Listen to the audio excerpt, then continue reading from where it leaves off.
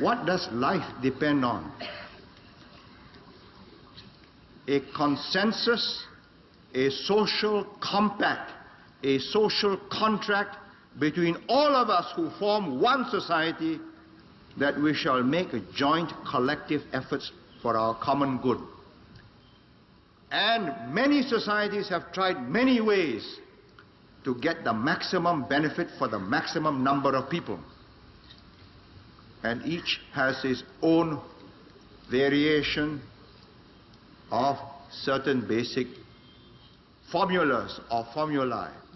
And here we have an opposition still parroting these words: the compassionate society, free medical services, cheaper PUB bills, cheaper bus fares. Who pays? Who creates wealth? Look at the buildings around you. Look at the stock market. It's bouncing up. Let me tell you how to bring it down.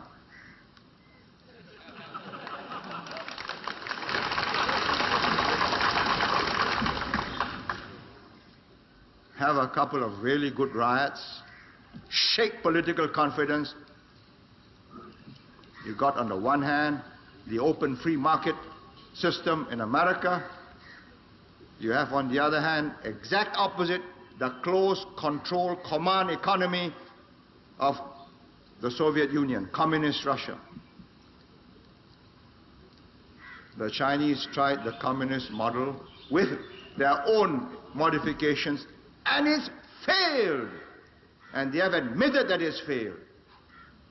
And they are trying to pick up the same competitive spirit between workers, between different enterprises, which they notice in Hong Kong. So they have opened a new town on the border with Hong Kong called Sam Chun. And they are inducing Hong Kong entrepreneurs to go and create employment. And Dr. Lee Siew Choh and Mr. Jayaratnam talk as if these things have never happened. They haven't learned. Deng Xiaoping is a great man. He fought a great revolution. He saw the product of that revolution turn sour. He was fortunate to live long enough, and he had the courage to say, no, we change course. Let's learn. Let's stop trying to do everything by ourselves. So they started importing and buying Boeing 707s. So they bought Tridents instead of trying to manufacture their own aircraft. Eventually they will, but it will take 2, maybe 3 generations. That's how we succeeded, because we have open minds, common sense, a lot of analysis, careful weighing of the odds,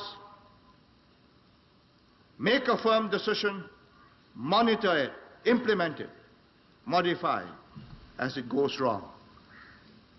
Abandon if it is no good.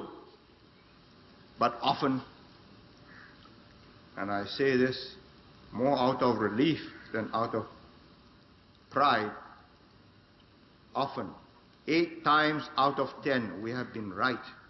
We've made mistakes. We put money in UPOC, in Jurong, second-hand machinery. We were young then. We were new in the game. They sold us second-hand machinery. We didn't know. We lost money.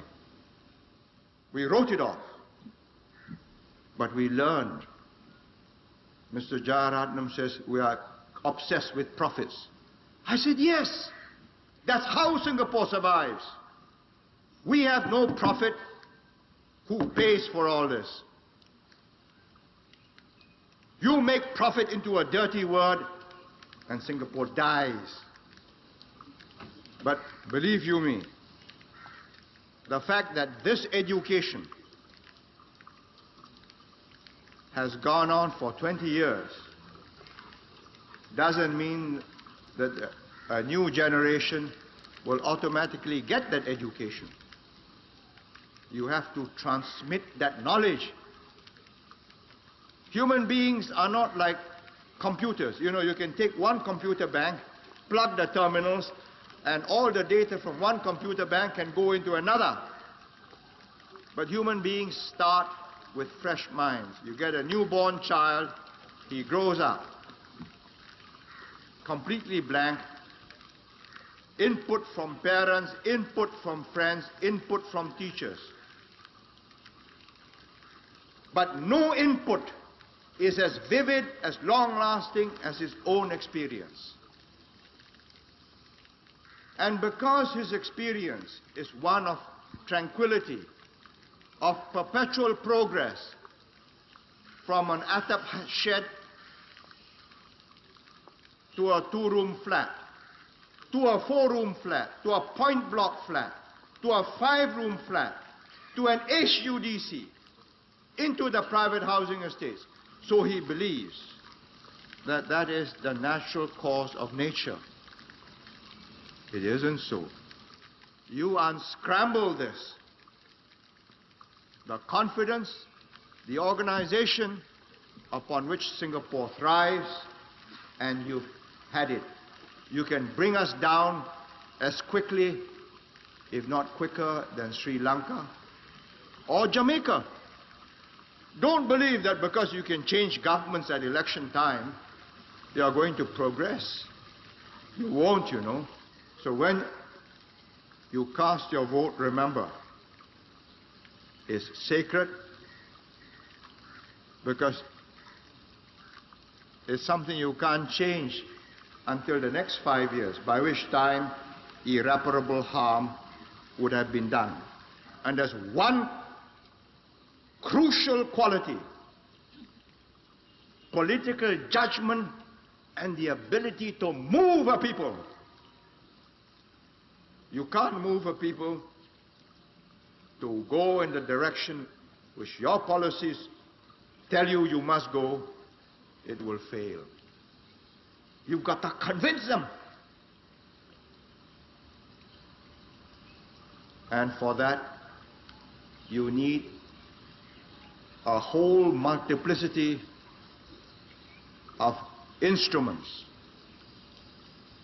The press, the television, the news conference, your grassroots organizations, your CCCs, your MCs, your residence committee, constant explanation, constant feedback, constant adjustments, reformulation of policies. Now let me tell you what you have done with your money. I take the three-room flats. 72. 40,000 are owner-occupied. By 76, 80,000. By 80, 140,000. From 40 to 80 to 140. 140,000 house owners of three-room flats. Now let's take the four rooms. 2005 in 1972. 76, 20,000. Now 80, 54,000. They have moved up.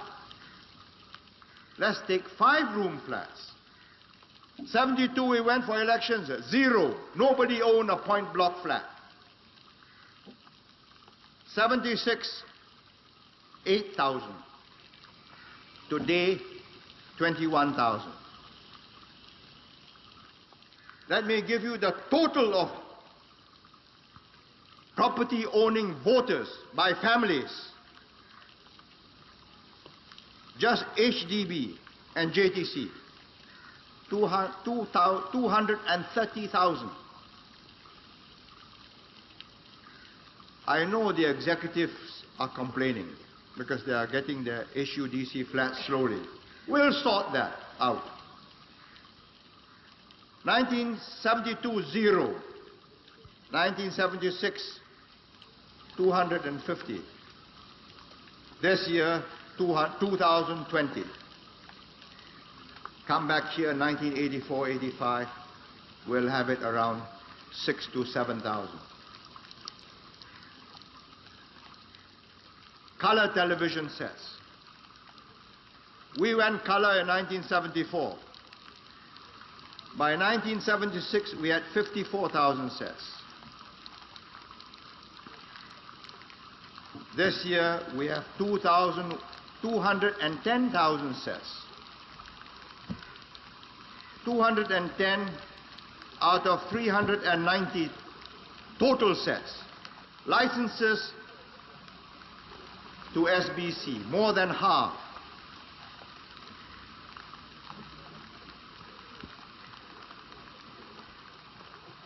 Now the future.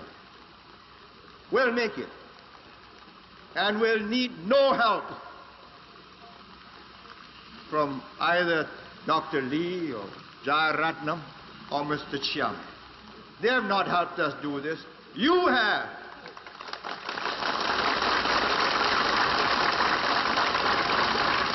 I tell you what you have to do. You've got to get this young team.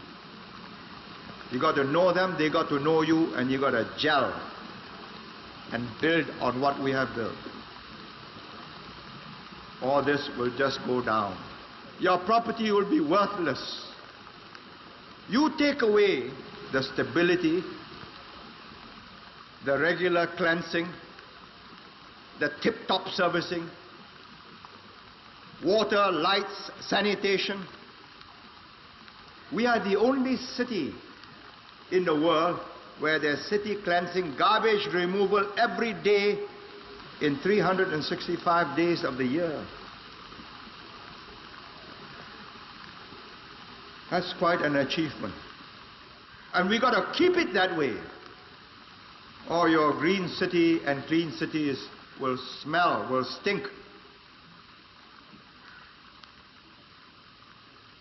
How do we make the next stage?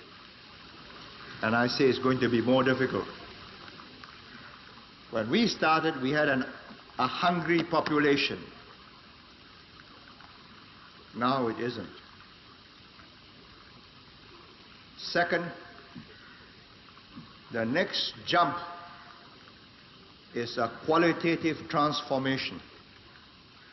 It's no longer just getting jobs.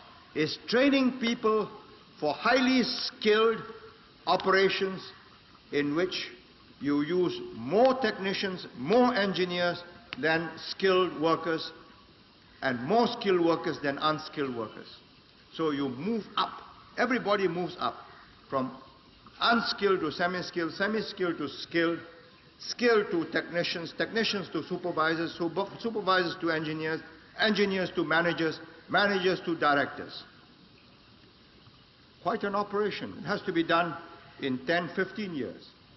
That's why the university, the polytechnics, the whole education structure has become critical. The word is simple. It's called productivity. Productivity means the ability to use men and machines in such a cooperative way that you produce more products per man hour of a superior quality than any other person can do, any other group can do. And that means cooperation, not antagonism.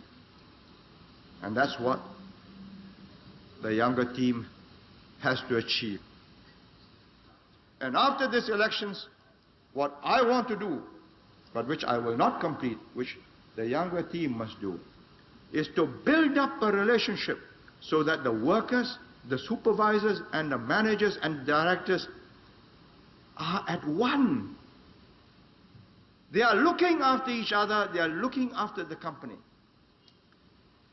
I'll be too old by the 1990s, even by the late 80s, to want to go down to the factory floor and see for myself and get things right. Reading reports and seeing things for yourselves are two different things, you know. Watching it on TV is better, but it's not the same as seeing a man.